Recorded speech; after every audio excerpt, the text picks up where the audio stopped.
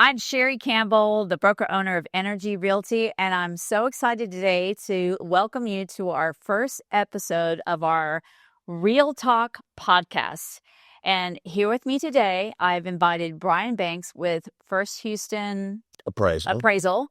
And he has been my go-to wealth of knowledge anytime I have a question about pricing a home. So, Brian, just for our audience today, tell everybody who your clients are and tell us a little bit more about yourself. Well, I'm Brian Banks. I'm president of First Houston Appraisal in Houston. I've been in the business for about 41 years, and most of what I do is valuations for typically lenders of all kinds, and occasionally Sherry will ask me to do an appraisal to put a value on a house for a seller. I do stuff for agents and sometimes estates and divorces, but it's just mostly for mortgage lending, and the mortgage companies use my report in the decision-making process to make a loan for a buyer. The appraisal is such an important part of the home selling process and really home buying process for the buyers as well, because they can't get that loan without the appraisal.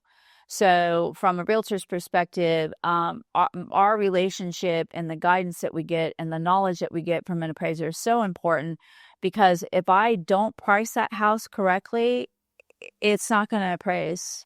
And then the buyer is not going to be able to get the loan, and then the deal falls apart. So that just kind of gives you a quick summary of why this guy is so important. And to your point, if you don't do that as a realtor, as we both know, buying a house is an emotional transaction. We appraisers are here to take all the fun out of it with zero emotion. We don't care. We care about the value, and that's it. And also, Sherry, you and I talked about this in the past.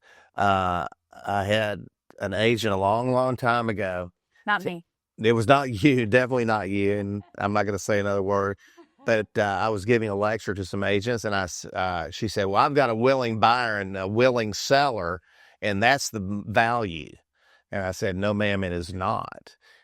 The definition of market value is an informed buyer and an informed seller. And this is what Sherry's for, is to inform both buyers and sellers by using comps and telling both sides to be informed to come to the conclusion, the contract, and then you'll have the transaction. And then you won't have any appraisal problems when they go get a loan, and you won't have to mess with somebody like me cutting your values and ruining your deal, because the good agents do their homework, and the good buyers listen, and the good sellers listen to the real estate professional." When I first met you, the one thing that you told me that has stuck with me forever, and I use this when I'm talking to sellers, is that realtors use price per square foot when we're trying to price a house. And you said, stop doing that, Jerry. Stop using price per square foot. Appraisers don't.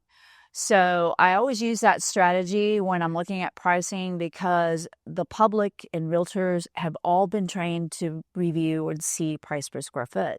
So I just want to kind of talk to you about that and why that is. How is it that the public has always used price per square foot? Well, it doesn't work in Houston for several reasons. One, we don't have zoning, so you can cross a street and have land value that's completely different than across the street.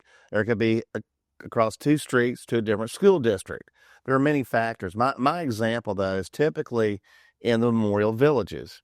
If you have two homes that are exactly the same age, same square footage, same quality, same condition, and one's on an acre and one's on a half an acre, guess what? The price per square foot of the one on an acre is going to be a lot more. So it doesn't work, price per square foot, because it's going to be $1 million difference in sale price. But as you said, if I found that comp of another house sitting on an acre, yeah, versus that, then we could be more comfortable per square foot. That's the reason is when you have high land values, it doesn't work in the neighborhoods that have acreage and stuff like that.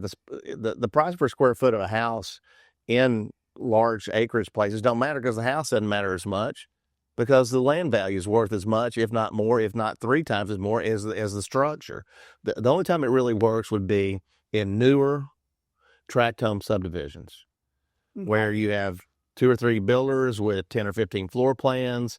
But then again, that may not work either, because you might have builder upgrades that are different. Well, you got building So, grades, you yeah. got location, Yeah. lake lots. Yeah, that too. Yeah. Right? Yeah. 60-foot lots, Sure. 50-foot Sure. lots. There's so many differentiators. Yes. But we're going to circle back to that topic. Sure. I think we're January 2026. We're heading into a new year from a realtor's perspective. And I know appraisal perspective is always different.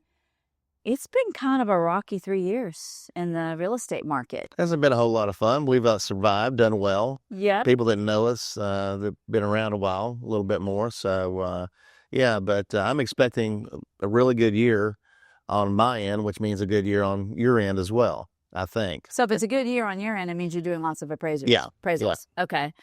Because we've got inventories higher than it's been in years. First time, right? Interest rates have been high, but for the first time in 2 years, we've seen it drop below 6%. A little bit, yeah. So that could be, if someone came to you today and you're going to do an appraisal and you've got to be able to say, is the market flat? Is it a buyer's market? Is it a seller's market? What are you putting on your appraisals today? Right now, all of last year, I put days on market, and it depends on the neighborhood. Again, we don't have zoning. It just depends on each neighborhood. There's how many different neighborhoods in the Houston MSA? 10,000. So, I mean, when you get right down to it, because sometimes a subdivision is a neighborhood. Sometimes neighborhoods are made up of several subdivisions, just depending on, the buyers determine that. But all of past couple of years, I reported 0 to 90 days on market. And I can prove that in my appraisals because on the second page of the appraisal, it specifically asks for that. So all I got to do is go to the second page, look across it on my comps, and see days on market 2, 20, 15. And so sometimes, sometimes the days on market is under 30, which is probably what it would be. But the appraisal specifically has 0 to 90, 90 to 120. 120. So are you gauging whether or not it's a buyer's market or seller's market by days on market? Pretty much. Versus from a realtor perspective, we gauge that based on inventory. So if our inventory is up over, and average inventory in Houston, I've seen it to be about 3 to 4 months in a more balanced market. Although when we're seeing 4 months, I'm going to say your sales are not moving fast. Yeah, I agree. So, well, we'll see what happens with the interest rates. Yeah. Yeah. I mean, I just heard something in the news that they're only going to drop them 3 times this year. I'm not an economist. I don't know. But I think they're going to do it more than 3. And if they do, then we're going to have it's going to be great for buyers. It'll be great for sellers, I think, from, the summer through the end of the year. Maybe sooner. Who knows? I can't predict the future. I think the answer to your question is right now you're seeing 0 to 90 days on the market, which we're identifying this as a buyer's market. Going into 2026, as we see interest rates drop, we're going to see a lot more activity. You're going to have a great year. All the economists are out there predicting that 2026 is going to be, we're going to see a lot more home sales. Yes. Yeah, I think so. Not necessarily see, and what we have to be careful with, because in the seller's mind, as soon as we start to say that, they go, oh, I should price my house higher. Right. But what I've seen is that one of the reasons why we have not moved houses or sold houses as much in the last 3 years is that sellers have still had this expectation their house should be priced here. And buyers are going, I'm not going to pay that, because if I pay that with a higher interest rate, my monthly payment goes way up here.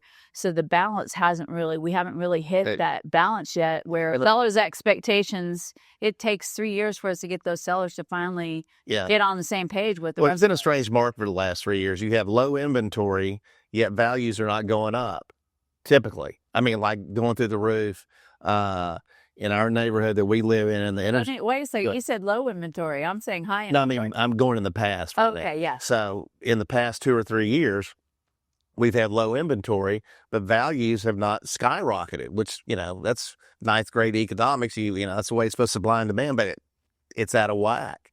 So I'm reporting on my appraisal 0 to 90 days on days on market, indicating low inventory, but values are flattish. Yeah.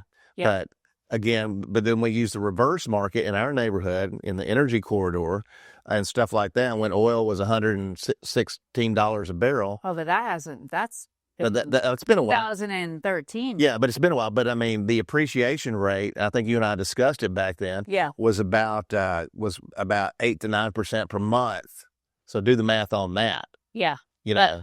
So as we're going into this, I just want to also come back and circle and say, you've been doing this for 41 years. So you've seen this market change. You've seen the downside. If you've been doing it 41 years, what was the worst market that you saw? Probably after 2009. 2009, which was the mortgage crisis. Yeah, because from my perspective, I didn't see it impact. Well, I'm more energy corridor, Katy, Memorial area. It didn't impact our market as much then as it did when the oil crashed. That too, 89 was That's about when I got in to the industry, was in 86. Oh, 86. So it's terrible. It was terrible, but I was just a junior kid and not knowing what I was doing in Austin, so I wasn't living in Houston. Then I moved to Houston in 87. So, but 89 was bad too. That was another mortgage problem and housing problem as well. So. Yeah. So I'm going to circle back a little bit because as a real estate broker, and I've been doing it 22 years, like probably half the time that you've been doing this, what I've seen is that prices appreciated by way too much after COVID. We're talking 30% appreciation, which is crazy. Have you ever seen in your 40 years, have you ever seen that kind of appreciation? No. What is the average appreciation? It just depends. You can't just put a number out there. Again, it depends. Neighborhood to neighborhood to neighborhood to neighborhood. But average across Houston, from what I've read, has always typically been, depending on like if you're going to be inside the Loop, River Oaks, might see 10% average appreciation, where out here in Katy, you might see 5 to 6%. That's probably about right. Okay. That's probably reasonable. So you have that. Suddenly we shot up 30% appreciation, and that was driven by, we welcome people from other states, but people coming in from California and New York, they're used to saying, oh, here's a house, I want to buy it, I'll offer you $150,000 more than what the asking price is. Texans don't normally do that. Texans are like, no, I'm not paying more than what the value of the house is. So what I saw is that we had to have that crash. The crash it wasn't even really a crash, but we've seen this gradual settling down and a depression on the prices. But the depression has been on overinflated prices. Correct. And that's really where Houston is at. And my perspective is, before COVID hit, a house in Katy that was $500,000, within a year and a half, I saw that house turn into a $700,000 house. So from my perspective as a realtor, I'd walk in and go, this is not like a $700,000 house. That's crazy appreciation. Right. So for everybody out there, the market had to shift. And that's why our real estate market always does have cycles, because if we don't cycle in a downward motion, then all we're doing is we're continuing to outprice homes where the average person can't afford it. Well, there's always going to be a bubble in any market. Doesn't matter what the market is, there's going to be a bubble. And, do you think I always use that graph, is that every real estate market has a cycle at about 3 years. It's about 3 to 4 years, typically. 4 years if what we see it. And I used to use this graph, and that's because when I actually got my real estate license when I was in my 20s, so that was a lot longer than 20 years ago. And they did a graph of, okay, this is the California market. Boom, boom, boom. And Florida's like that. But Texas has always been this little gradual bubble. But when the market goes down, then once it hits bottom, we should see it go back up. Houston, we're a little, it's a little tougher on us in Houston with the oil business. But the good news, since 86, Houston has diversified so much. I mean, it's not just the oil business. A lot of people don't realize, and I could be wrong about this, but I think the Ship Channel is the number 2 producer of wealth in the Houston MSA. Ship Channel doesn't get much credit at all, but they do tons of jobs. And, the southeast side of town where it is, has always been pretty stable. Yeah. Because of But that's like Port Arthur? No. I'm talking about, Pasadena. Now, granted, you do have a lot of oil and gas over there. It's tons up. Yeah. Oh, it's going to be, it's just going to be, average quality, 3-bedroom, 2-bath, older home. But, that Ship Channel, they do so much business and employ so much people in good paying jobs. Yeah. So that's a good point. Because we probably have one of the largest ports? In the I United States? think we used to have, and we probably still do have the largest inland port in the world. Yeah. And And then, but there's a lot of other business and economies such as the medical sure. in Houston. So that would probably be number 3, I would think, behind the ship Not channel. free, but the last article I read, because my market in Energy Corridor, especially Memorial, kind of stands alone. Energy Corridor is definitely impacted when oil prices are impacted. Sure. And Good end. so I see it, I feel that first. And what I've seen over the years is usually like oil prices dropped this year. By the end of 2025, oil prices were dropping for the first time in a while. Yeah. Really after COVID, they came back up. And we've seen a pretty steady increase in oil prices again. But it usually, what I see is it takes about a year before it impacts our home sales. True. So the real estate market is about 12 months behind where the oil market is. It's about right. Yeah. And the oil companies readjust their budgets. And we also have a lot of expats that live in our neighborhood. So, they're deciding what they're going to do with them. They're going to go back, out of the country, and they buy homes too. So from the relocation perspective, sure.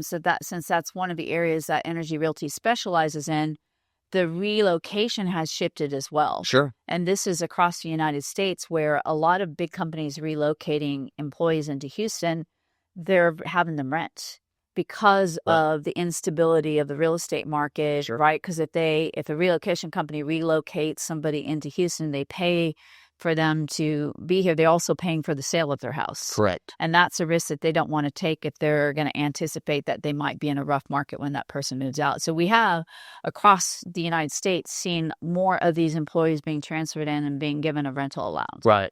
So we've seen less of those international expat sales than what we're accustomed to. So it's been an interesting... We want those people to buy homes. Oh, absolutely. And I want to do the appraisals on them. Yeah. But sometimes what we're doing on the real estate side is that when interest rates were low, it's easy to say, hey, do you want to go rent a house for $5,000 a month when you can own a house that is yours for $4,000 a month, right? So your monthly payment was less. But when interest rates go up, that's not as easy to convince that because they're not able to get that lower payment anymore. Right. Well, it's going to be interesting to watch. I think we need to, as real estate professionals, and we both know the market is just to keep an eye on the rates and it's see how the market reacts. It's again, like we said, the last year or two has been out of whack. It doesn't make any sense. Now, when the rates come down, hopefully they'll come down, I'm not an economist, but it would be nice to see them come down another half to maybe 3/4. If it comes down 3/4, we're going to get supply and demand. There's going to be a lot more demand. Yeah. So are you seeing that, in your professional opinion, is the slowdown in the market, is that the biggest contributing factor, is the interest rates? Yeah, I would say so. Okay. Because like you kind of touched on it earlier, I mean, why would anybody in a house that's paying 3.5%, or maybe less, why would they sell their house to go double their mortgage? And they'd probably have to move out of their neighborhood, move to the outskirts to pay more for their mortgage. Yeah. I mean, but that's the reason people are holding on to their home, because of the low interest rates back when they were, in my opinion, artificially low. It wasn't really market. So if you're sitting on that, so then who are our sellers? Which is another interesting topic, right? Your sellers in the last few years have been predominantly baby boomers. I forget what generation I am, but you're an extra. More of people who've owned their home for over 20 years. They raise their kids there. Let's use an example of a Memorial house 30, 40 years ago. They might have paid in the hundreds of thousands for that house, and that house today is worth $1 million. So they've got full equity in this house. They're selling, and then they're going and buying something smaller. So they're downsizing. They're downsizing, and they're one-story master bedroom downstairs kind of thing, All the reports are coming out that made up about 40% of our market over the last few years. So, something that if you're looking to work with those first-time home buyers, this has been kind of a tough market for them. It is for them. But I'm a baby boomer myself. I'm one of the youngest baby boomers, but I'm 65, and I'm starting to think my master bedroom's upstairs. So, Starting to think about the one-story or master down thing. So I went and met with a couple last week, and they relocated here from England back in the 20s, I think, when the market was, and they said they got here, there was really nothing available for them. It was 2021. They bought a newer construction north of I-10 in Spring Branch, 4 stories. Yes. They're retired age, and now those stairs have become too much of a hassle, right? You have your primary bedroom on the 3rd floor, right? You've got 1 bedroom on the 1st, then you go secondary. Second floor is primary living, right? Yeah. So we need to get out of this. We're not going to do the stairs anymore. Health is starting to fail. Yeah, exactly. So better have an elevator. This was great. We're active at that time, but that, those needs change overnight. So so I definitely see a lot of that. Yeah. Yeah. And that's a different market than an old guy like me. I'm not buying that house. That's that's for your younger people, your younger professionals, maybe 1 kid, maybe 2, maybe none. I'm not doing steps. So those days are over. One of my favorite expressions that I heard last year, and it made me laugh because it was so true. Tom Ferry said, "We are in a bipolar market." That was about right. Sure. Spot on. And I went, oh, that is a great description of the real estate market that we're in. And what does that mean? It's like sometimes we just didn't know. You'd put a house on the market and it sold. You had some multiple offers on it unexpectedly, right? Maybe not that perfect house. And then other houses, you thought this is a great house. It's going to sell quickly. And it just didn't even get any activity. Right. So any advice for realtors and for sellers out there, if they want to sell a house this year, what's some advice on how to really strategize? Because the expression I use too is that if it's not selling, there are 2 things that you can look at. We can't control the market, right? I can't control that at all. I can't control interest rates. I can't control cost of insurance. But what I can control as a realtor is the presentation of a home and the price. And pricing is super critical.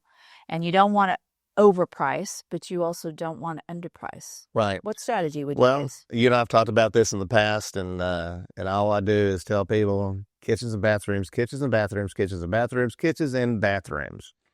That's it. I don't. So kitchens and bathrooms. Your kitchens and bathrooms better look really good. And the reason I say that is, I use hyperbole, but if you go to a party, you don't go brag about your new plumbing that you have. I've got new PVC, and nobody cares. But if you spend $50 grand or $100 grand or $20 grand on your kitchen and stuff like that, people want to come over to your house and go, I want to come see that kitchen. I want to go hang out in that kitchen. And same thing, with the bathrooms too. And of course, those are the most expensive rooms in the house. But that's where you start. Landscaping is good. You in the front yard, of course, because it's street view, street value, and stuff like that. But I had somebody tell me the other day, as far as marketing goes, have a nice entrance and front door. Oh. Because it's the first, it's curb appeal would be a little more of the landscaping and the light, and maybe some lighting or something. But the front door it's like anything else when you meet a person. It's first impression. Mm-hmm. So if you got a cool front door, and when you open that front door, and if you got a good entry that looks kind of cool or something different, that's stylish. Door handles. I'm a door handle person. You got a old, corroded, rusted out door handle. I can go find you a door handle for cheap, $50 less. You'll have the 50. That looks good. And looks good. Painting your front door, oiling your front door, cleaning off your front door. It's just like walking into a business office. You want the person up front to be friendly, inviting, and look good. Same thing with the front door. That's all marketing. No value there, but I mean, that's more of a marketing thing. And this, I always tell people, we buy homes with our emotions. That's right. And you can take even your engineers, you might have the wife on the other side, the engineers crunching the numbers and saying, does this make financial sense? The wife walks in or walks up to a house and she either sees herself living there and has a good feeling about it, or she doesn't. It might take 30 emotion. Yep. A smell when you walk in a house can totally impact that. But I always say once they walk into the door, what's the first thing they see? Yeah. I'm a big person on, did I walk in that front door and did I see an old dated light fixture? Right. Well, because that's my first impression. But you said something about smell too. I mean, you could slap a coat of paint on the downstairs, and then any smells that were there from a dog or whatever smells in your house, it could be anything. Coat of paint take care of that, and that gets that kind of new. Wow, this is fresh, it's new, it's clean. I can eat off the floors or eat off the walls or whatever like that. So I think there's a lot to be said for that on the marketing side. So how much, if you had two houses, equal size, equal lot, and they were in the same neighborhood, and one had an updated kitchen and the other one did not, what's the difference? Well, that's interesting you say that, because I would try to find a comparable sale that had the updated kitchen, a sale within, the most recent, the better, but within a year, and then take the exact same thing, do the same thing, say, with comparables. So if you have the one with the no kitchen, and you have one with the kitchen, and this guy sold for $250, and this guy sold for $225, the bad kitchen. So we now know that there's in the market, $1,000 value. Right. That's how we as appraisers derive value. We take two. In a perfect thing, you take two perfectly, kind of like getting back to the Memorial Village's house, the $1 million. I mean, the 1 acre lot. The theory is the same versus the half acre lot. If all things are exactly the same, and one sold for $3 million and one sold for $4 million, we now know it's $1 million. Yeah. Per half acre, which is about right in the Memorial Villages. It's the same theory. It's actually, I'll be technical. It's called pairing. So if you find that one comp with a good kitchen, one comp with a bad kitchen, and the price difference, all things being equal, that's your market value. Now, do all appraisers think like you? They better. Okay, got that. I mean, there's other methodology. Appraisers think like you, because I know I've called you before. In fact, I think I called you last week, which is why you're here today. Because I said, you know what, you and I got to start. We got to put this on a podcast. I asked you the question. I said, I have a client that wants to sell a house, and they have a full second house, right, which we call, it's not really garage apartment. It's not over the garage, but it's detached. And the square footage on that is 1,200, right? So that's the first thing. I know exactly what Brian's going to tell me. Is that find me a comp that shows me the value of that, right? That quarters, right? Yeah. What we're calling. And there's a trend right now where people want multi-generational living. Yeah. I don't know where that trend's coming from. Maybe as parents are aging, maybe as kids are coming back home. They want to have a whole separate quarters for them, but there's definitely a big trend with that. But if I look in that area, I did exactly like you said, really not hardly anything, definitely nothing. The only place I could find something with the 1,200 square foot quarters was going to be Memorial Villages, which is a completely different market. Completely. So it's so hard to really gauge that. It's super difficult. I don't want to do that appraisal, but you can derive a value from. We talked about it, But again, that guest house is not part of the square footage. It's a separate feature. It's no different than a pool, an outdoor kitchen, a loggia, or anything like that. It is a separate entity by itself like that, not square footage.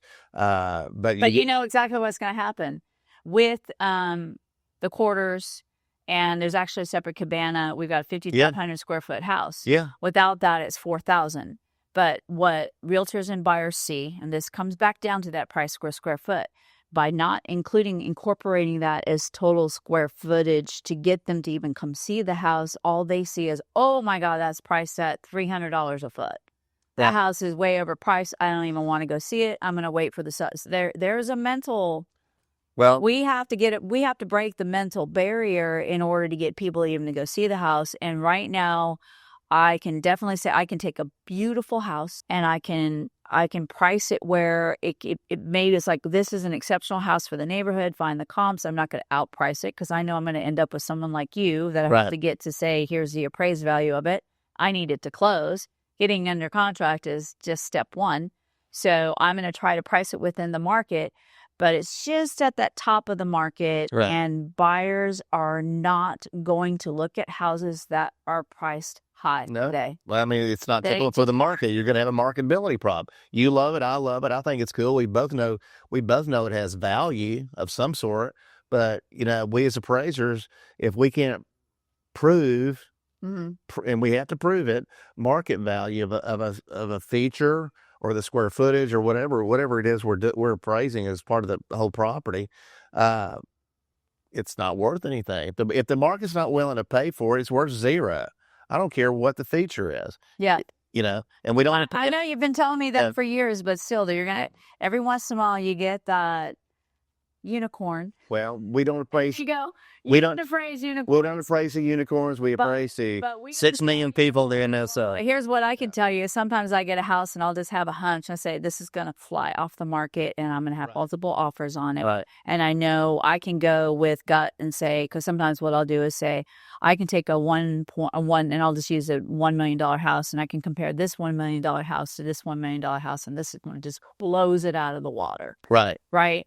So that's where sometimes it is, because buyers, realistically, what a buyer's looking for is they'll go, I need a 4-bedroom, 3-bath house.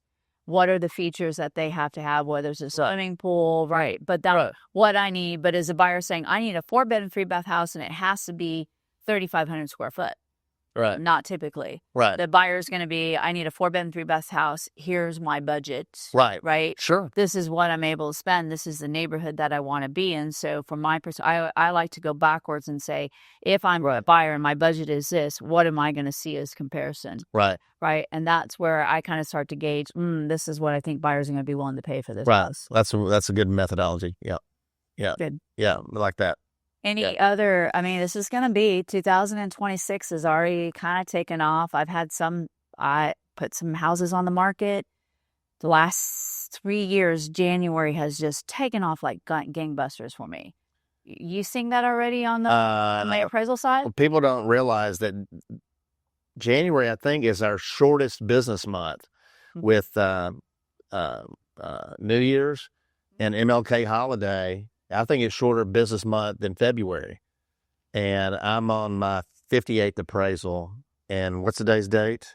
29. 29. So in 29 calendar days, which is probably how many business days on a short month? It's not that much. And I'm on, what did I say, 58? I'm on appraisal order 58. So you've been doing 2 to 3 appraisals a day. Yeah. Yeah. And how does that compare to last year? A little bit more. A little bit more. Yeah. But if you're doing the appraisal, then the houses went under contract beginning of January. Yeah. There were a lot of loan apps. Put it in perspective. A lot of loan apps in December.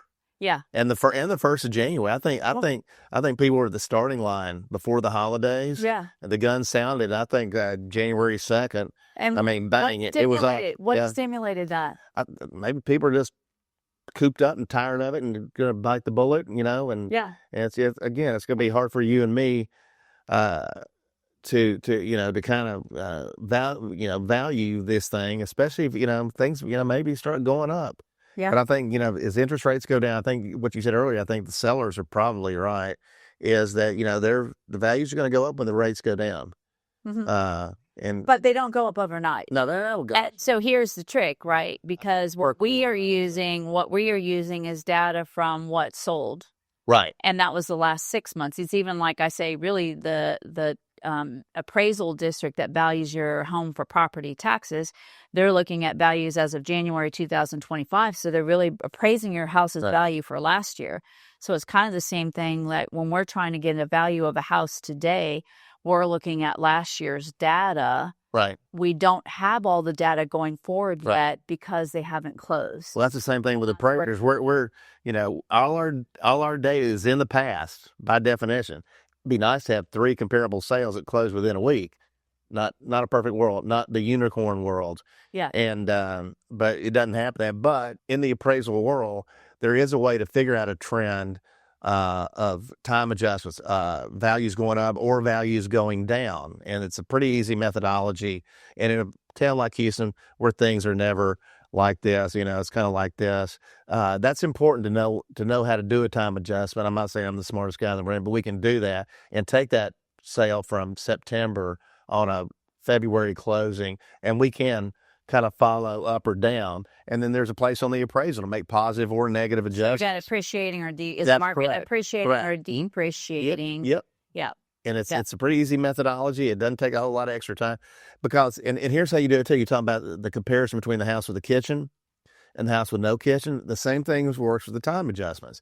If you have 2 sales that close within a month, and after you do your adjustments on those 2 most recent ones, and they come in at say 300,000, and then you have the exact same comps from 6 months or 7 months or 8 months earlier, and they come in at 270 with the same adjustments, now we know there's a $30,000 difference between, say, May of last year and right now. Divide that 30,000 into the amount of months, and that's your kind of appreciation rate per month. But you do realize, realtors, we're not going to typically do all that math just to get to a price. This is going to get you. No, if you don't do it, calculate. You're saying, yeah, it's going to happen sooner or later. I'll say that, but there is a gauge of, and where I think realtors can help as a market starts to shift. I think it's important for us to put in MLS, and this is a trick you taught me, in agent remarks, multiple offers received.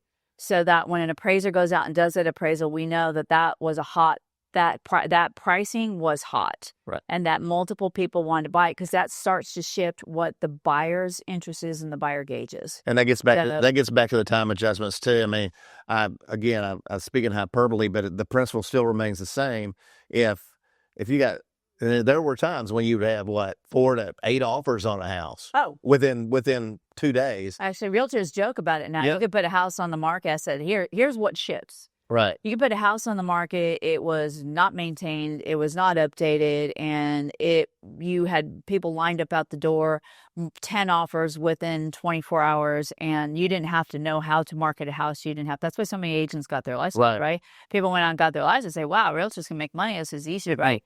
Now, in a market like what we've seen in the last 3 years, it challenges us. You have to work. You have to do you have to know how to market a house. You have to know how to price a house. You have to know how to advise your clients on how to get that house ready. Yes. Today's market, buyers are picky.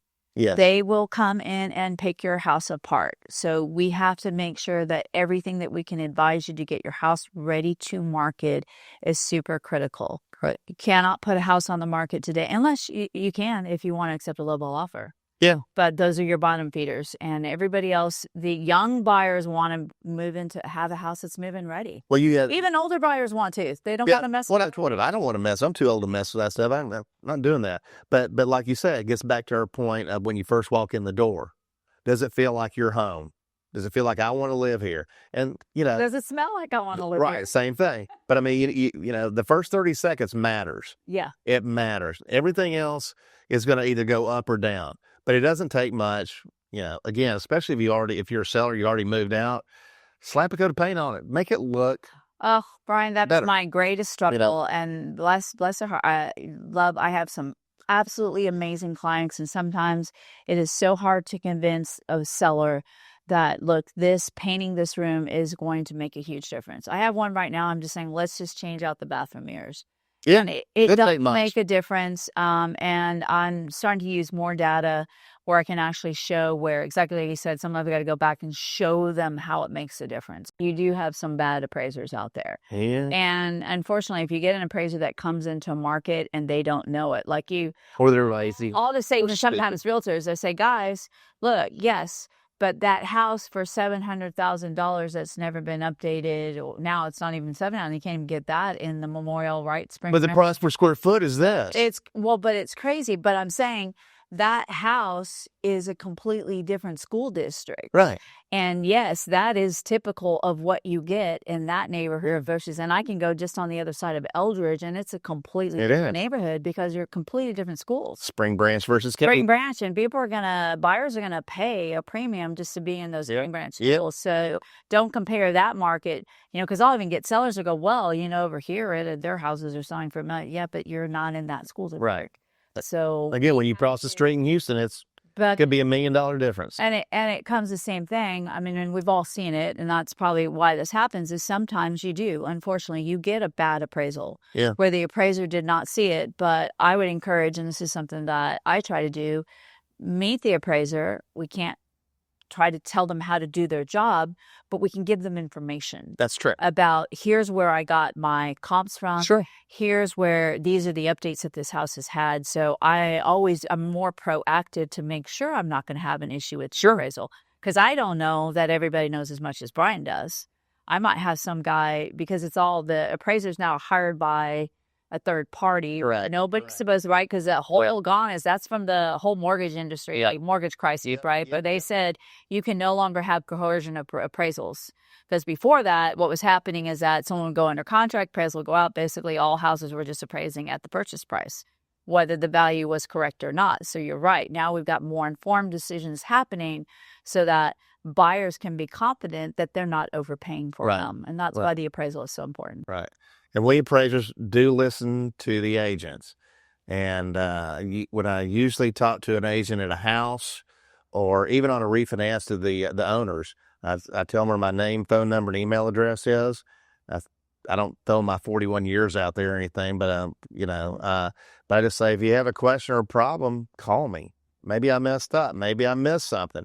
And it's up to the agents to inform me, because part of the job being an appraiser is gathering information. You can gather from wherever you want to. But and the good agents will show up with comps or what they think is good. And if the sale price is near the high end of the market, I need to know why. And if what are the factors that distinguish this home, and if it had multiple offers? Right. Again, the multiple offers thing is huge. The theory behind it is, as an appraiser, if you got a sale price of whatever, and people, you want 6 or 8 people that want to buy the darn thing, who am I to say it's not worth it? One person might not be informed, and a second person might have a bad agent that doesn't know what they're doing. But you get 3 or 4 people wanting the same property. Yeah.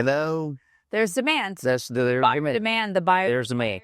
Buyers are indicating that they're willing to pay this price for this house, and there's more than one buyer. Yeah. So that means that we have informed buyers willing to pay that. So because hopefully they weren't making those offers and their agent wasn't running a CMA and trying to show them what the market is, what the value should be on the house. Because a good agent also says, "Ooh, it's a nice house, but it's way overpriced." Yeah. So if you're a buyer or a seller, listen to your real estate professional. And if you're a buyer or seller, maybe hire a real estate professional who has some experience. That would be probably helpful. Just like you. Hire an appraiser that has some experience. I guess.